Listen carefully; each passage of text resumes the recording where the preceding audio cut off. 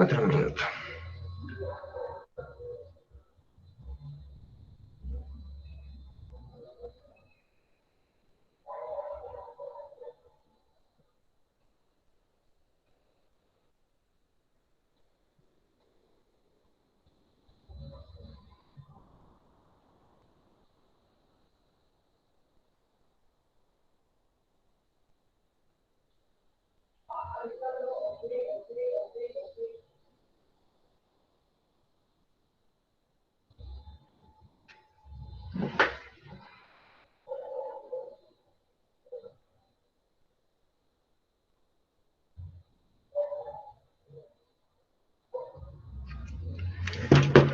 Muy bien. Hola a todos, ¿cómo están? Bien, Hola, maestro. gracias. ¿Qué onda, profe? Qué bueno, me da mucho gusto saludarlos. Les tendría que insistir que para la próxima semana ya tengan solucionado el tema de los accesos con sus cuentas de correo electrónico institucionales, por favor. El día de hoy todavía no voy a comenzar a pasar la lista, pero para la próxima sesión ya voy a comenzar a contar las faltas. Ya sabrán que con 3 faltas no van a poder acceder a su examen parcial. Entonces, pueden programar el día de hoy y mandar su correo institucional con su duda al correo del ingeniero Daniel y con todo gusto se los mando en un rato más al terminar la clase. Muy bien, para el día de hoy, ¿tienen alguna duda antes de que comience con el tema que es el orden y la estructura normativa? ¿Dones? Perfecto. Voy a poner la presentación. Recuerden que una vez que pongo la presentación, yo cambio de pantalla, entonces ya no los puedo ver. Si tienen alguna duda, si quieren comentar algo, si voy muy rápido, cualquier otra cosa, me pueden interrumpir, no pasa nada, ¿ok? Nada más, tienen que hablar. Entonces, les decía que el día de hoy vamos a comenzar a revisar el orden y la estructura normativa. Y estos son nuestros temas. Vamos a diferenciar los diferentes conceptos que son orden cósmico, orden técnico, orden normativo. Y vamos a comenzar a hablar un poco de la conducta y la regulación de los ordenamientos normativos para a continuación comenzar a hablar sobre la estructura de la norma, las diferentes estructuras de la norma, que después nosotros vamos a ir revisando poco a poco conforme a la teoría de Eduardo García Maínez de los tipos normativos. Entonces, estos son básicamente los conceptos que nosotros vamos a identificar. Les reitero, si tienen alguna duda o comentario, interrúmpame en cualquier momento y me detengo, me regreso, lo que sea necesario.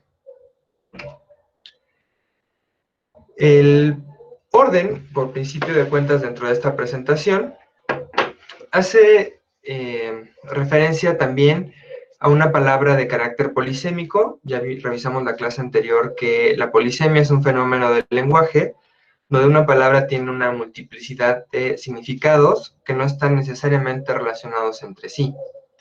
De esta forma, nosotros decimos que orden tiene varios significados. Perdón, salté una.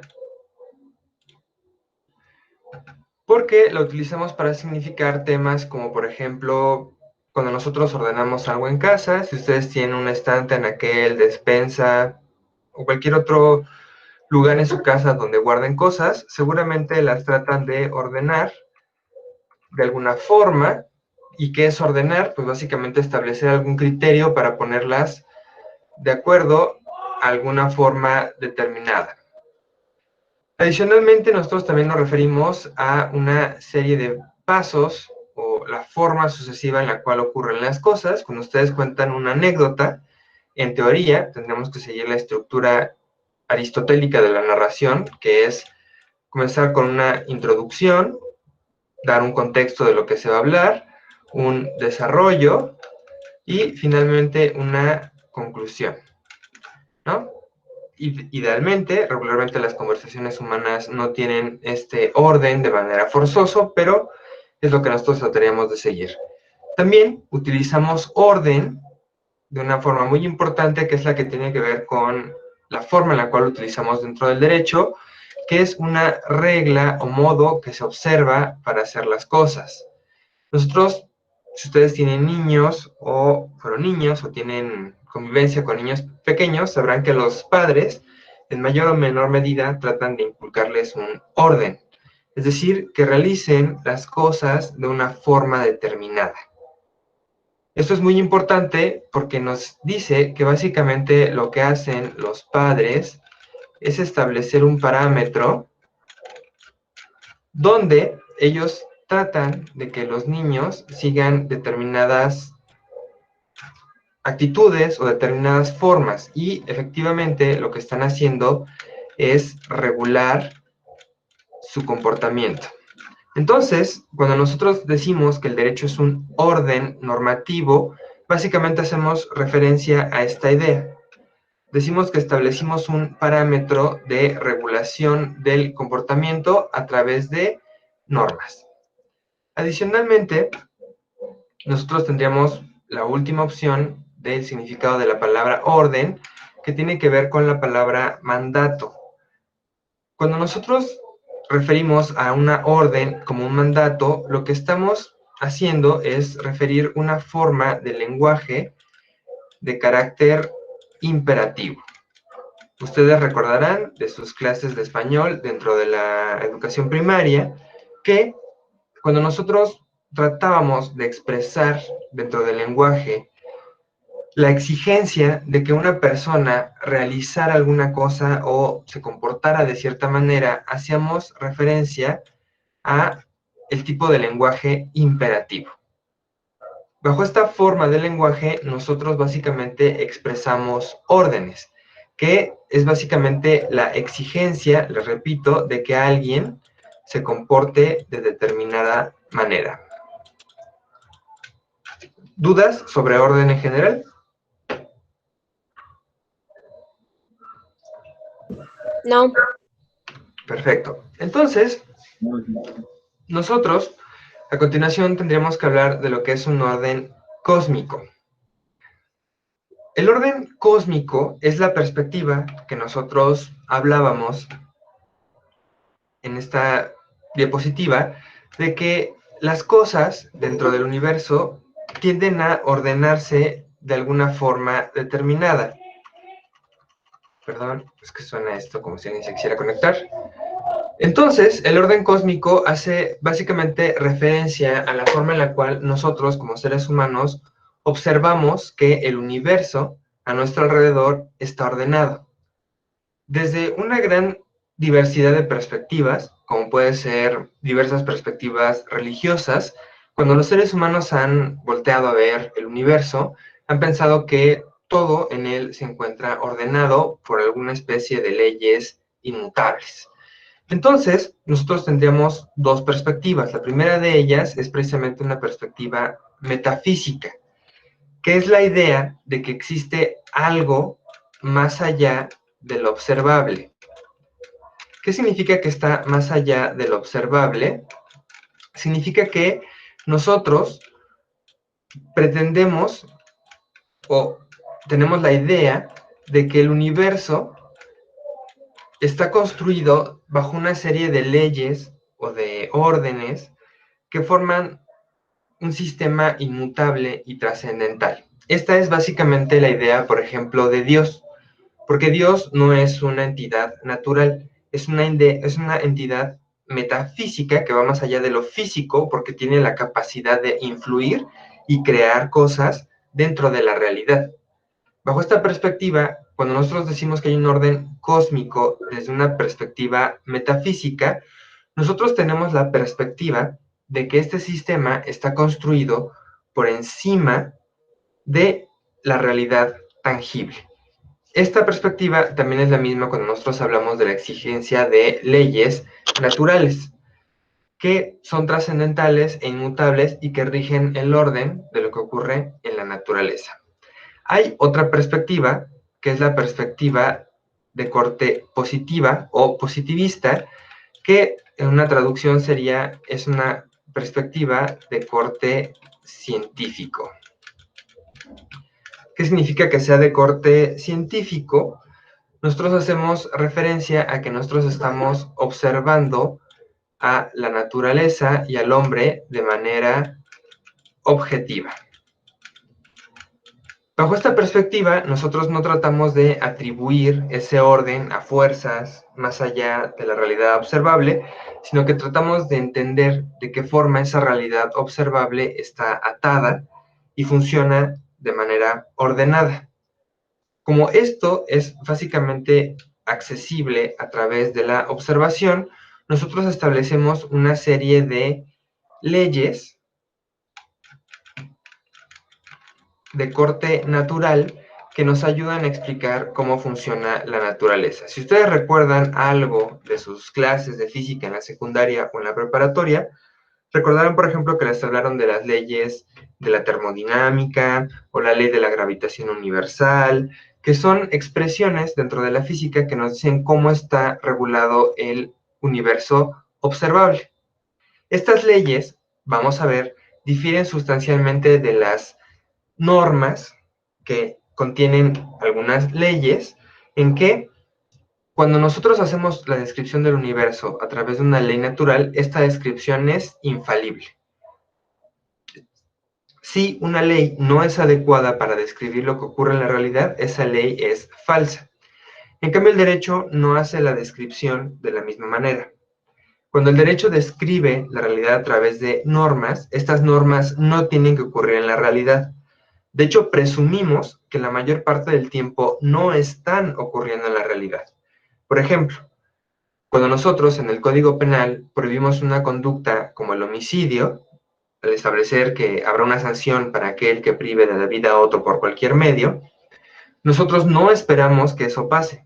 No estamos describiendo lo que está sucediendo en este momento en la realidad. Al contrario, esperamos que nunca suceda y nunca se tenga que imponer esa sanción. Entonces, el derecho no está sujeto a la comprobación de lo que dicen sus normas para que sea verdadero en la realidad. Un poquito más adelante vamos a hacer más énfasis en esa diferencia estructural. A continuación, nosotros tendremos que hablar de lo que es un orden técnico. Un orden técnico hace básicamente referencia a todo ese conjunto de normas y de reglas que nos Maestro, ayudan. Dígame. Adelante, adelante. disculpe, lo que pasa es de que no le entendí muy bien porque se me cortó un poco lo que estaba diciendo ahorita del orden cósmico. ¿Cree que me pueda repetir nada más así como rápido? Por favor, perdón. Sí, claro que sí, no hay ningún problema. Bueno, como pequeña aclaración, yo sé que todos estamos sufriendo con la velocidad de internet en estos momentos. Si se pierden mucho, o de plano está muy mala su conexión, yo estoy grabando esta sesión y la voy a subir a la plataforma YouTube y les hago llegar el vínculo por si quieren revisarla, escucharla o recuperarla. De cualquier forma, no se preocupe, yo de forma muy rápida le repito que es un orden cósmico. Les decía que un orden cósmico es la idea de que el universo se encuentra organizado y básicamente ordenado a través de una serie de leyes o de estructuras inmutables. Esto tiene dos perspectivas, que es la perspectiva metafísica, cuando nosotros pretendemos que ese orden proviene de una entidad o fórmula superior, como puede ser Dios o la naturaleza, y adicionalmente nosotros tenemos una perspectiva de carácter positivo, donde nosotros hacemos referencia a la visión científica de la realidad, donde nosotros describimos ese orden a través de una serie de leyes que básicamente nos expresan la idea de que el universo funciona a través de ciertas normas rígidas. Les decía que la diferencia está en que las leyes naturales son inmutables. Ajá, la ley de la gravitación no va a dejar de funcionar a menos que sea el apocalipsis. En cambio, las normas jurídicas, que contienen algunas que se llaman leyes, básicamente hacen referencia, déjenme apago esto, básicamente van a hacer referencia a la idea de que no tienen que ocurrir en la realidad. Son normas de comportamiento cuya validez no está sujeta a su comprobación en la realidad. ¿De acuerdo? Muy bien. Sí, maestro, gracias. De nada. Muy bien. Continuando con orden técnico, les decía que también hace referencia básicamente a una forma de organización. Nosotros llamamos orden técnico a todas las reglas o sistemas que están básicamente estructurados o diseñados para regular la producción de algo. Puede ser la producción de bienes y servicios, la producción de información, la producción de experimentos científicos, la producción de pruebas y sistemas médicos. Básicamente es la forma en la cual nosotros vamos a organizar y vamos a diseñar las diversas actividades humanas. Esto es algo que está profundamente relacionado con los órdenes administrativos. ¿En qué se diferencian respecto del derecho? El orden jurídico, a diferencia del orden técnico, no está sujeto únicamente a la regulación de determinados procesos, sino que busca regular todo el comportamiento humano en sociedad. Adicionalmente, los órdenes técnicos son sumamente particulares y son válidos, por ejemplo, para una rama de la industria o para una empresa particular como Coca-Cola o, por ejemplo, para llevar a cabo los estudios de laboratorio de orina o de sangre. Lick, Dígame. perdón que lo interrumpa, es que la compañera Isabel dice que le está haciendo mención de que no puede entrar, entonces está ya desesperada. Y Sí, si puede agregarla, por favor. dígale que no sé qué está haciendo mal porque si pueden ver en la pantalla, no me aparece ningún mensaje que diga que tengo que aceptar a alguien. ¿Sí ven? Entonces, si se Sí. está conectando con su correo institucional, es su internet. Si se está conectando con otro correo institucional, algo está haciendo mal porque no me aparece ningún mensaje de aceptación. Ok, le comunico, gracias. Gracias, Fátima.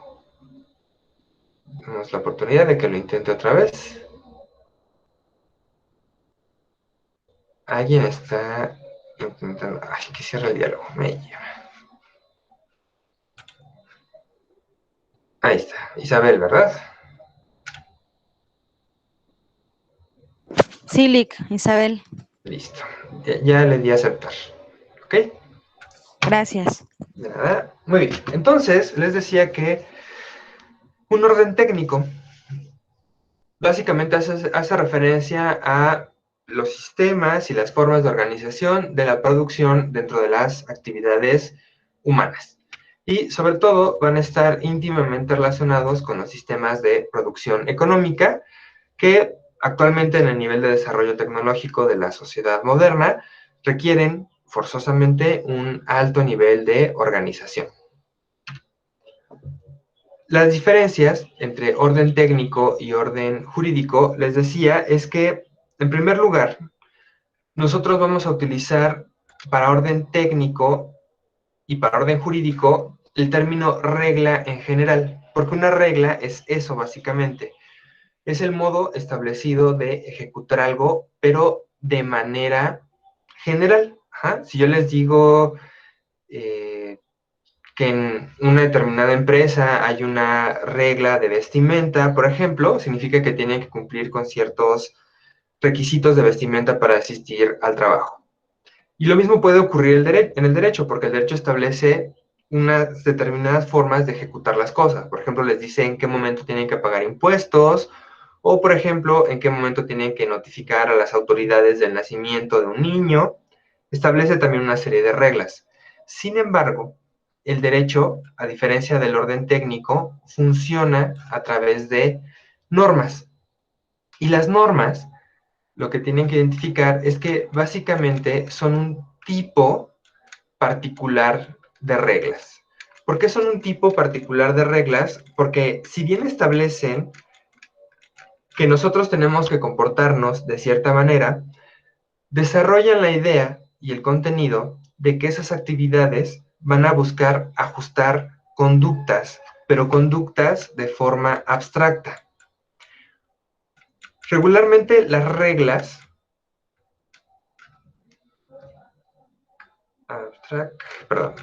Regularmente las reglas son mucho más particulares en su desarrollo, mientras que las normas, de manera general, son más abstractas. La otra diferencia que nosotros tendríamos que comprender entre una regla y una norma tendría mucho que ver con su origen, particularmente cuando nosotros hablamos de normas jurídicas. Les decía que los órdenes técnicos pues, son desarrollados básicamente por empresas, industrias, ramas de la economía, pequeños negocios, escuelas, universidades. Sin embargo, las normas jurídicas son especiales porque tienen una única fuente de origen, que es el Estado.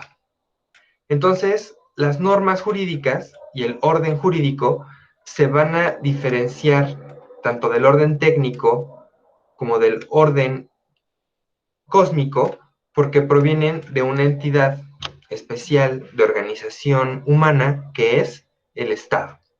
Y más adelante vamos a ver dentro de las características de las normas jurídicas que nos permiten diferenciarlas de otras normas, que la coercibilidad es un elemento fundamental porque proviene de un único lugar, que es el Estado.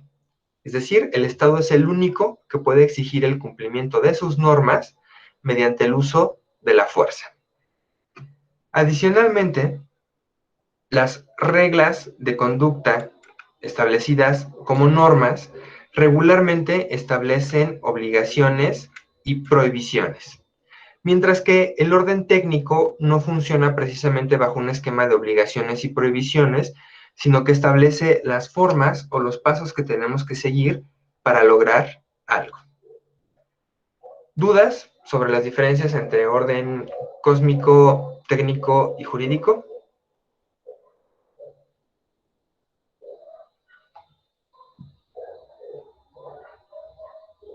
¿Todo bien?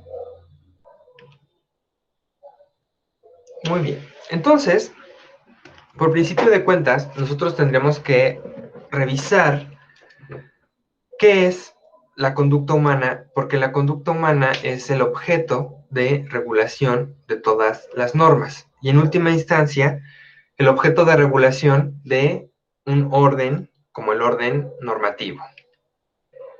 Y por principio de cuentas, nosotros tenemos que preguntarnos, ¿qué finalidad tiene el derecho? Y como nosotros habíamos comentado, el derecho tiene una finalidad de regulación. Bajo esta perspectiva, el derecho busca regular la conducta de los seres humanos que conviven dentro de una sociedad. Esto es muy importante porque primero nosotros tenemos que definir muy puntualmente qué es una conducta. Y una conducta, de manera muy general, es la manera en la cual las personas se comportan dentro de su vida y la serie de acciones que reflejan ese comportamiento. Cuando ustedes hablan de conductas, como por ejemplo cuando en una escuela hablamos de buena o mala conducta, estamos precisamente refiriendo a la manera en la cual las personas se comportan dentro de ese ámbito. Y nosotros clasificamos ese comportamiento como bueno o malo conforme a si las acciones que se ven desprendidas de esa forma de comportarse son positivas o negativas de acuerdo a lo establecido en los diferentes códigos, como puede ser el código escolar. ¿Cómo es que el derecho logra regular algo tan abstracto como pueden ser las conductas y las formas de comportarse de las personas? Lo hace, les decía, a través de reglas de comportamiento que funcionan de manera imperativa como órdenes. Y a estas órdenes nosotros básicamente las llamamos normas. Y lo más importante es qué tipo de comportamientos va a regular el derecho. El derecho no regula cualquier tipo de comportamiento. Regularmente, el derecho no regula el comportamiento que tiene un carácter de interno. Es decir, al derecho regularmente no le importan las motivaciones de las personas para hacer aquello de lo que están obligados y omitir hacer aquello que tienen prohibido. Por ejemplo, al derecho no le importa si a ustedes no les gusta pagar impuestos. Si ustedes no lo desean, no les gusta, están en contra del Estado, son anarquistas y no quieren pagar impuestos, al derecho no le interesa lo que piensan hasta el momento en el cual ustedes, de manera externa, lo expresan en la realidad y dejan de pagar impuestos. Entonces sí viene el SAT, vienen las auditorías y viene todo lo demás. Pero mientras solo lo piensen, pero paguen puntualmente sus impuestos, al derecho no le interesa su opinión. De hecho, defiende su opinión. En cambio, lo que sí regula el derecho es lo que se puede observar, que son básicamente las conductas externas, que tienen dos características. En primer lugar, son conductas observables. Al derecho solamente le va a interesar regular aquello que puede ver, que es tangible en la realidad. Y, adicionalmente, solamente le interesa aquellas conductas que afectan la convivencia social. ¿Por qué? Porque el derecho, como orden jurídico, busca regular el comportamiento humano en sociedad. El comportamiento individual rara vez está regulado por el derecho. Y regularmente las conductas que tienen un carácter privado, aunque a veces estuvieron reguladas, el derecho poco a poco las va desechando. Ahí hay dos casos. El primer caso es, por ejemplo, el del suicidio. Por ridículo que parezca, hasta hace no tantos años, unos 20 años quizá, la mayor parte de los sistemas normativos en el mundo sancionaban el suicidio, lo cual era ridículo, porque en primer lugar, ¿cómo puedes sancionar a una persona que efectivamente logró suicidarse? Si ya se privó de la vida, el derecho no tiene la capacidad de devolverlo a la vida para luego castigarlo con la pena de muerte. Y si tuviera la capacidad de devolver a la gente a la vida, ¿para qué la matas otra vez? Pero bueno. Otra conducta que también se ha ido dejando de sancionar porque afecta básicamente el desarrollo individual de las personas y no la convivencia social como tal, es por ejemplo el consumo de marihuana. Si ustedes han escuchado en los últimos años, la Suprema Corte de Justicia de la Nación, a través de diversas sentencias, ha ido laxificando o blandeciendo las diferentes sanciones existentes en materia de regulación de la marihuana. ¿Por qué? Porque hemos venido a considerar que su consumo básicamente afecta la esfera personal de las personas. Lo que afecta a la esfera social es el narcotráfico, pero eso no se logra abatir sancionando a los consumidores individuales. Cuando hablemos de principios, vamos a retomar un poco ambos casos. Ahora sí, nosotros vamos a hablar sobre cuáles son las diferentes formas de regular las conductas.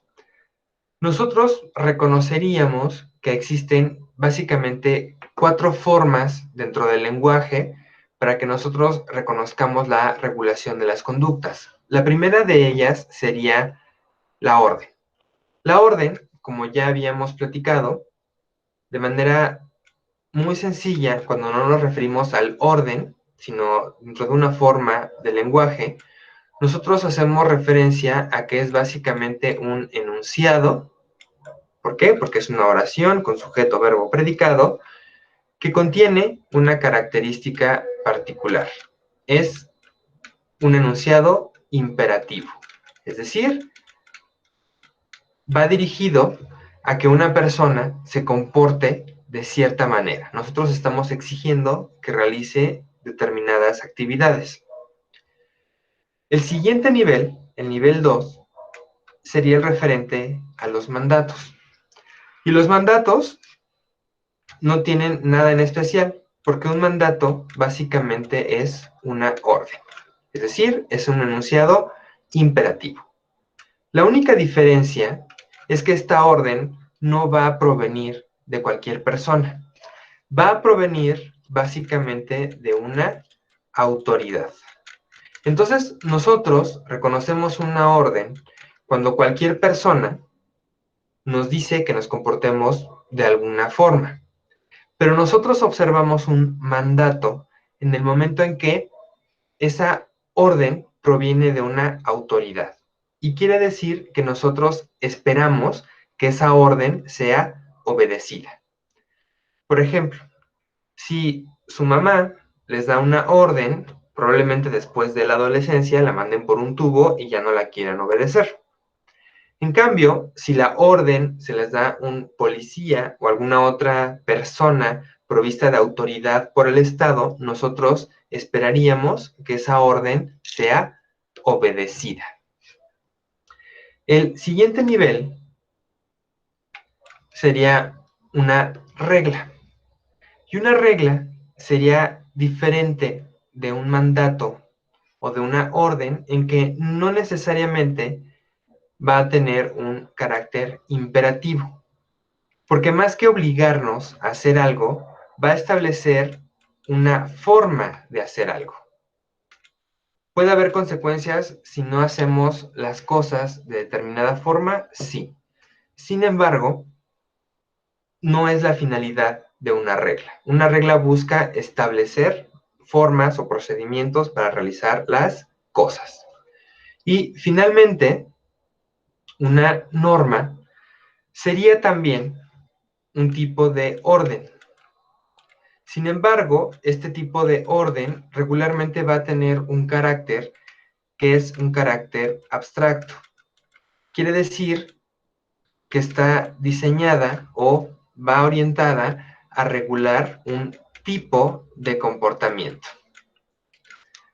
Es decir, a través de una orden, yo le puedo indicar, por ejemplo, a una persona que no beba en la vía pública, ¿no? Puedo tener a mi primo bebiendo ahí en la calle, yo lo puedo regañar y decirle que se meta a su casa a tomarse sus cervezas.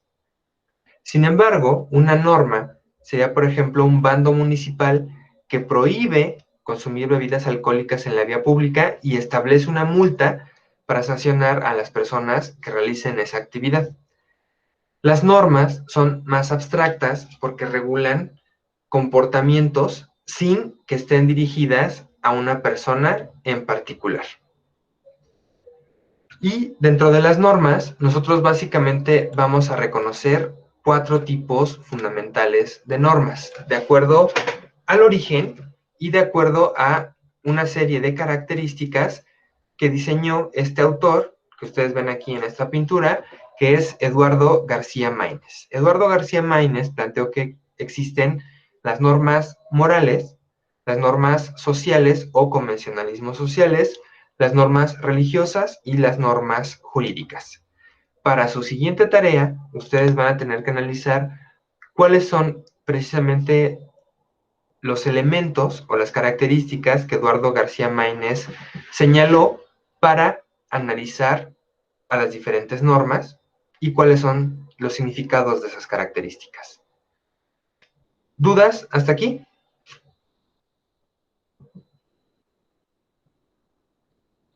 No, profe. No, maestra. No, licenciado. Perfecto. Gracias. Entonces, a continuación, antes de hablar sobre los diferentes tipos de normas, nosotros tendremos que hablar sobre cuál es la estructura de esas normas.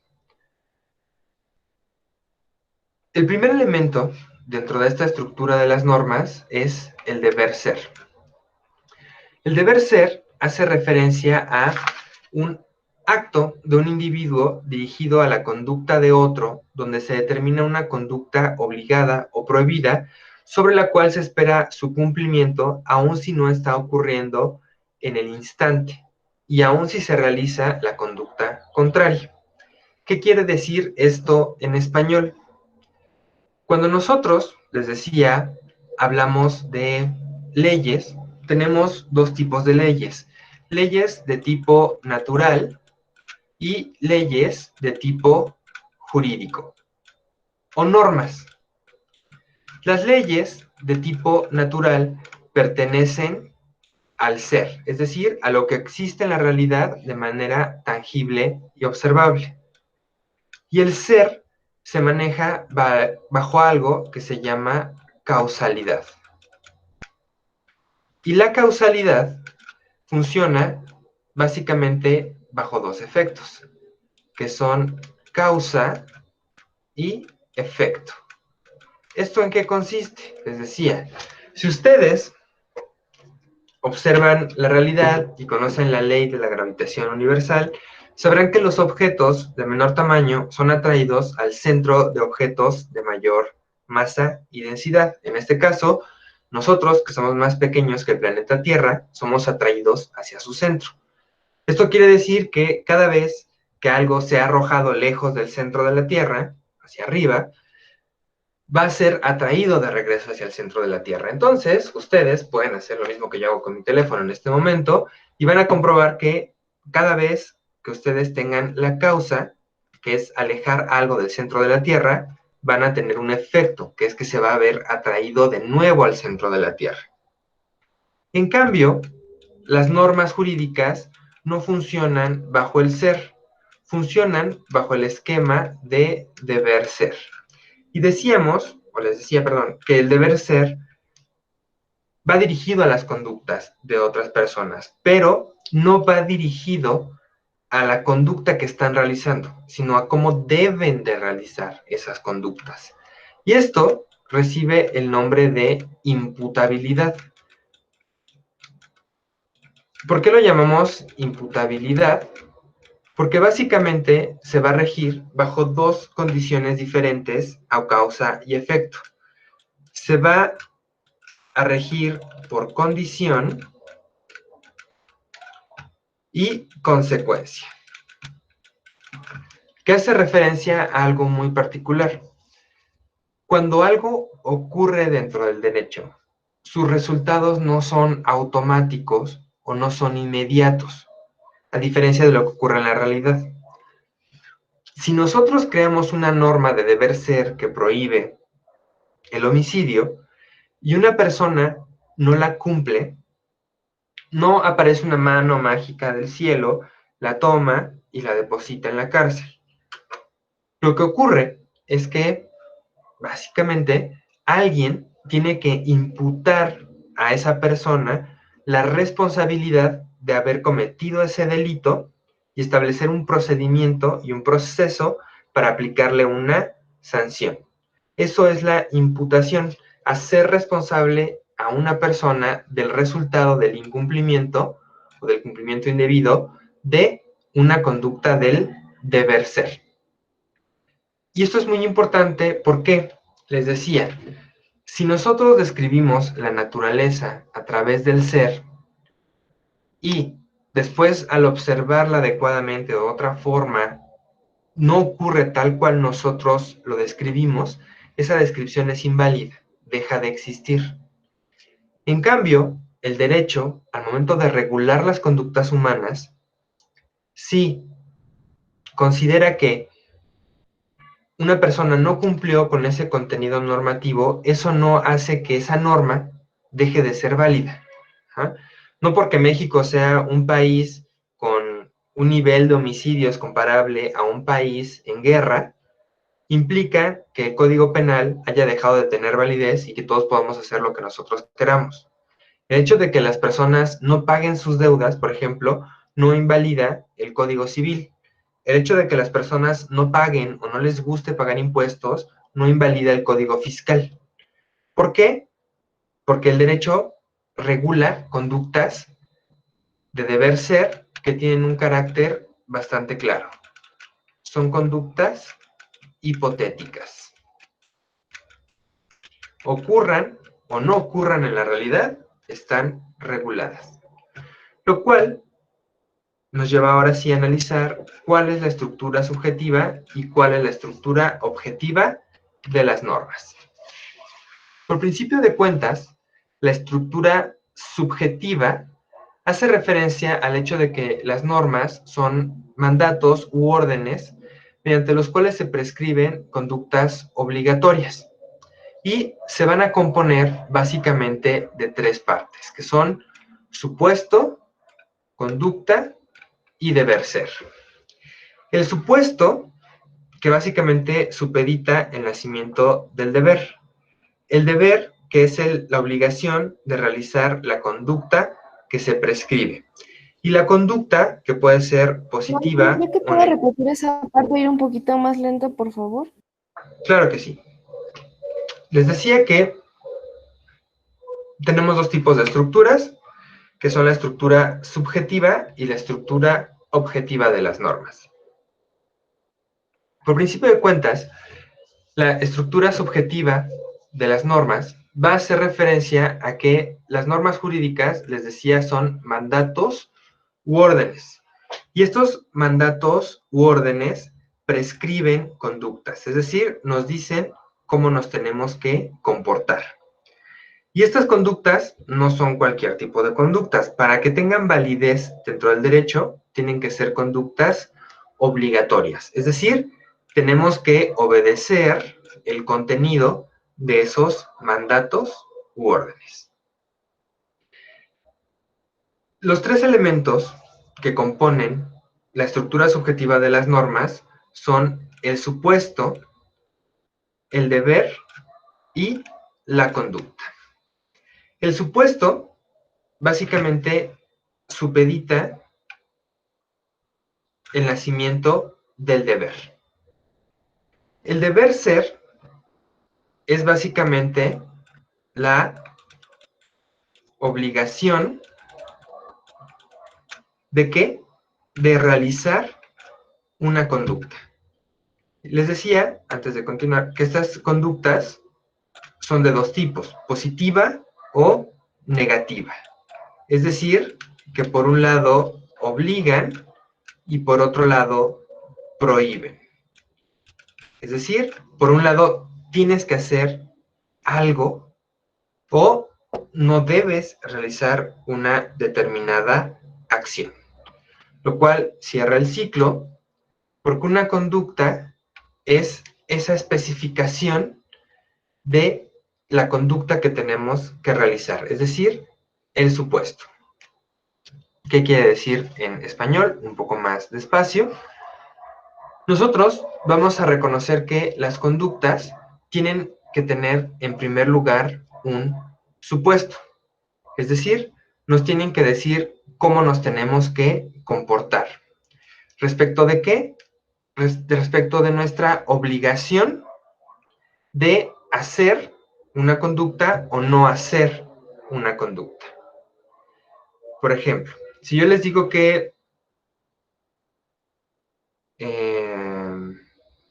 de acuerdo al Código Penal está prohibido apropiarse de los bienes de alguna otra persona por la fuerza, estoy describiendo el delito de robo.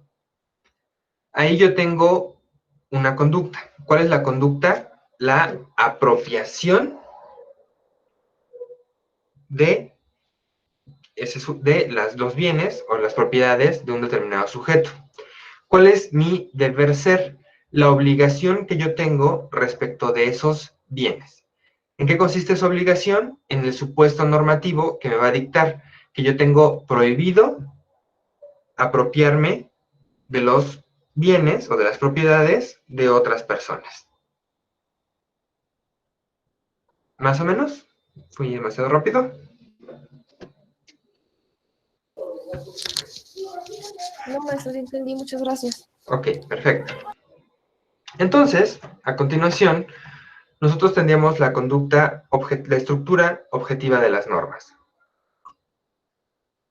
Cuando nosotros hacemos referencia a la estructura objetiva, nosotros, en cierta forma, hacemos referencia a la lógica.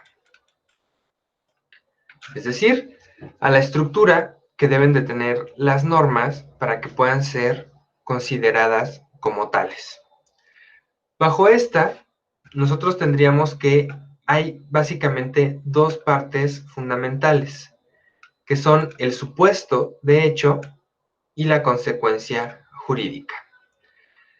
El deber ser, en este caso, es el nexo o el vínculo entre el supuesto de hecho y la consecuencia jurídica. Y la estructura, como un enunciado, sería que si A ocurre, entonces debe ser B. Es decir, debemos de tener la consecuencia jurídica. En español, yo sé que esto, de acuerdo a la lógica formal, no nos dice absolutamente nada en la realidad, Esto hace referencia a que todas las estructuras, a que todas las normas, básicamente deben de seguir la misma estructura. Para que nosotros consideramos que tenemos una norma válida, debe de tener estos 3 elementos. Y no los podemos omitir en ningún lugar. En primer lugar, nos tiene que describir el qué, que es la conducta o el hecho que está regulado por el derecho.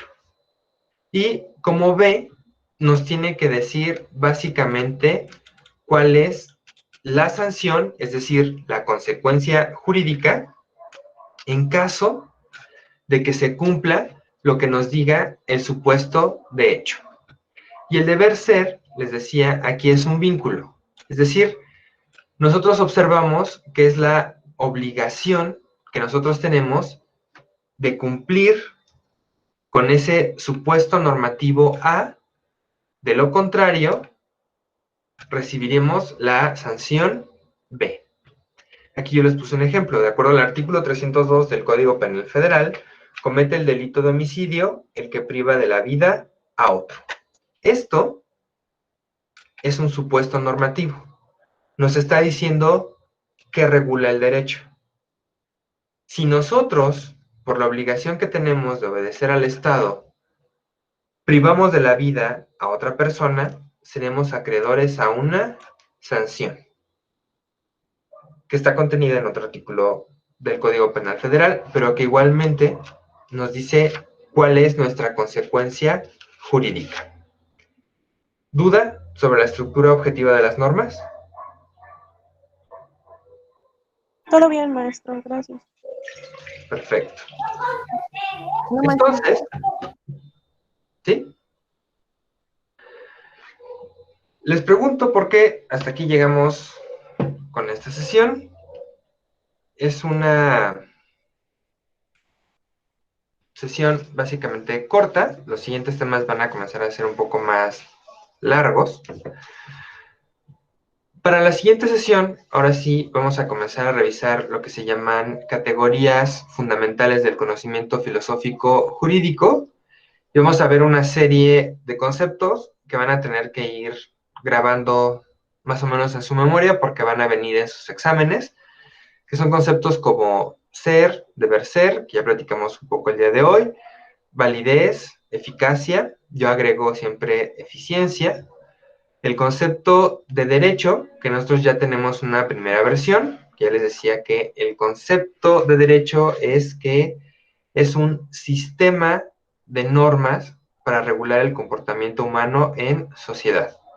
Yo les había dicho que esto por ningún lado puede ser un conjunto de normas, porque no es una bolsa de canicas aleatoria de cosas, sino que son estructuras que funcionan de manera engarzada unas con otras. Por eso es un sistema. También vamos a comenzar a revisar lo que son los grandes órdenes normativos. Les decía que nuestro autor y amigo, Eduardo García Maínez, nos decía que hay 4 tipos de órdenes normativos, o 4 tipos de normas fundamentales, que son la norma moral, la norma social, la norma religiosa y la norma jurídica. Entonces vamos a comenzar a revisar cómo están estructurados y cómo funcionan. Por lo tanto, para su siguiente tarea, tienen que investigar cuál es la clasificación de las normas de acuerdo a Eduardo García Maínez. Viene desarrollado, creo que viene su tarea, o va a ser su tarea para el lunes.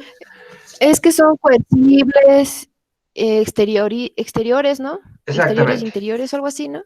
Exactamente, Elizabeth, no tienen mayor chiste, ya es algo que regularmente revisamos en Introducción al Estudio del Derecho, en Teoría del Derecho, varias veces.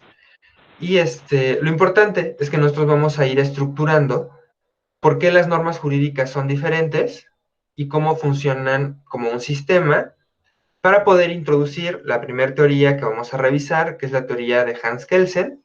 Es un poco más adelante, vamos a hablar de por qué el derecho no puede ser por ningún lado, nunca, un sistema, porque el derecho no es una pirámide, y no existe la pirámide de Kelsen, como nos lo han venido señalando varios autores y profesores. Pero lo vamos a hablar un poco más adelante. Como siempre, esta es la bibliografía dentro de la guía de trabajo que les doy. Viene esa bibliografía, ¿para qué? Para que la puedan acceder fácilmente, está en internet y es gratuita, de libre acceso.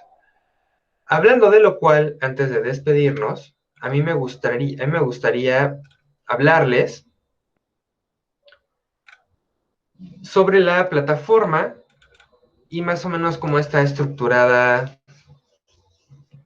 la forma de trabajo que yo tengo dentro de la plataforma para que ya no haya más confusiones. Es un diseño que a mí se me hace un poco complicado, es un diseño que es a veces redundante, sin embargo tiene sus razones de ser, y finalmente es el diseño que en teoría todos los profesores de todas las carreras, de toda la universidad, tendríamos que llevar a cabo. Todos, más o menos en mayor medida, hacemos lo que entendemos, pero les quiero explicar un poco cómo funciona y ya ustedes me dicen cómo podemos ir mejorando ese diseño para que les sea más fácil a ustedes y a mí y todos podamos trabajar de mejor manera. Entonces, en su pantalla, ustedes tienen cómo aparece la clase de Filosofía del Derecho para todos. La idea es que yo tengo que haberles puesto una bienvenida, todos los detalles de la clase, como por ejemplo el vínculo donde ustedes tienen que acceder a nuestras clases en Google Meet.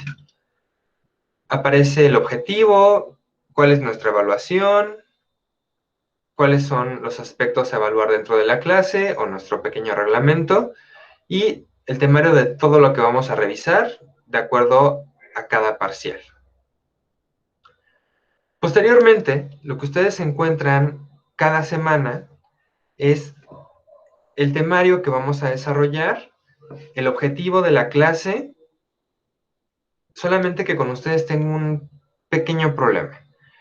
Como son 2 clases por semana y solamente tengo una publicación por semana para subirles toda la información, van a notar que todo queda un poco apelmazado, ¿no? ¿Por qué? Porque les pongo primero el temario correspondiente a la sesión de lunes y posteriormente el temario, lo hago más grande, correspondiente a la siguiente sesión, que es la sesión del viernes.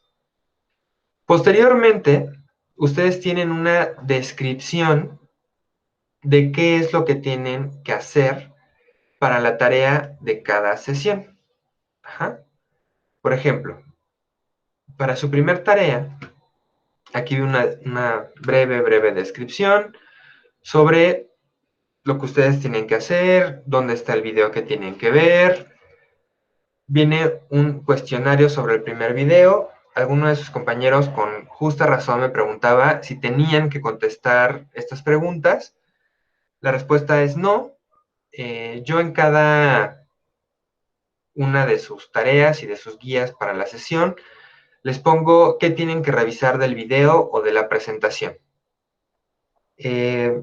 Fue ese el diseño que nos dieron institucionalmente y es básicamente para que ustedes sepan para qué están viendo un video o para qué están viendo una presentación y no nada más sea información por información. Sin embargo, no me tienen que entregar ningún tipo de documento especializado o nada sobre esa tarea.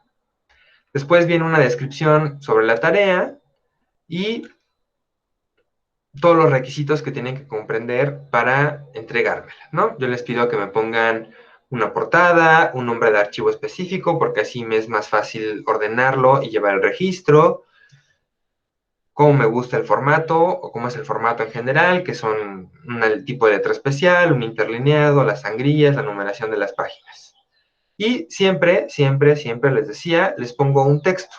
Si ustedes le dan clic a este vínculo, básicamente los va a llevar al documento de donde yo saqué la información, que regularmente son libros de la UNAM o libros de alguna biblioteca seria, para que ustedes siempre tengan una fuente confiable de información. Y finalmente, si ustedes abren su tarea, Aquí tarea, viernes 3 de julio. Si ustedes la abren, van a encontrar más o menos la misma información, porque nada más es desplegarlo en una ventana especial, y van a encontrar siempre un documento de Word, como este. Ese documento de Word, como también ya me hizo notar alguna de sus compañeras, contiene exactamente la misma información que viene en la página de la plataforma. Es más o menos lo mismo. ¿Para qué les sirve? La idea es que ustedes puedan conectarse a la plataforma y si no tienen internet en casa, están en un café internet o su internet está funcionando mal, se lo quieren llevar de su casa a algún otro lugar, por cualquier motivo ustedes no pueden estar con una conexión a internet fija, ustedes tengan su guía de trabajo completa y sepan qué tienen que hacer aunque estén fuera de línea. Esa es la única finalidad de este documento. Si se les hace más sencillo leerlo en un documento de Word, lo pueden bajar. Si es suficiente con lo que está en la plataforma, ya no tienen que hacer nada con este documento. Quizá, finalmente, lo único que les puedo decir es que este documento ya tiene preestablecidas las características que yo les pido para realizar la tarea. Ya tiene las sangrías de primera línea, que por ahí, se ven por aquí, ya tiene el interlineado de 1.5, ya tiene el tipo de letra, los márgenes, todo lo que les solicito. Finalmente, alguna de sus compañeras me dijo que si podían modificar el tamaño de las letras dentro de las portadas de sus trabajos. Miren, no es que esté mal o no es que yo me vaya a enojar o los vaya a sancionar, no quiero limitar su creatividad, no quiero hacerlos sentir mal, simple y sencillamente es un tema de formalidad. Y ustedes como abogados escogieron la carrera más cuadrada de la existencia, donde todo es forma. Si ustedes presentan una denuncia o una querella o una demanda o un escrito, un oficio, siempre tienen que seguir la forma. No, como no somos nada creativos, van a notar que las autoridades, los jueces, los secretarios, no les gustan los formatos diversos, les gustan los formatos claramente establecidos. Entonces, yo les recomiendo que sigan el formato. Finalmente, si ustedes me entregan una portada muy bonita y llena de colores, pues yo no los voy a sancionar. Simple y sencillamente la idea es invitarlos a que tengan la mayor cantidad de orden posible. Ya me perdí, aquí estoy. Entonces, finalmente es preguntarles si tienen alguna duda de la clase de hoy, alguna duda de la clase en general, de la evaluación, de las tareas, de fechas de entrega, formatos, dudas, preguntas, comentarios.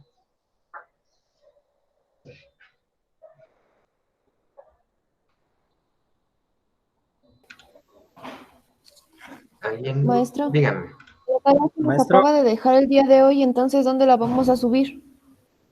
Muy bien. Vamos haciéndola así. En teoría, yo no les dejo la tarea en el momento de la clase, o sea, no está a partir de hoy. En la publicación correspondiente a la sesión, por ejemplo, la sesión del día de hoy, ustedes encuentran la tarea para la próxima semana. En este caso, para el lunes. Entonces, si por ejemplo nosotros el día de hoy revisamos el orden y la estructura normativa, aquí está el vínculo para su tarea. Y aquí me la suben. Entonces, la tarea que va a ser correspondiente al lunes, que sería aquí categorías fundamentales del conocimiento filosófico jurídico, aquí me van a subir la siguiente tarea que va a ser para el viernes. Y el viernes tienen su primer parcial. ¿Ok? ¿Sí? Perfecto. ¿Alguna otra duda?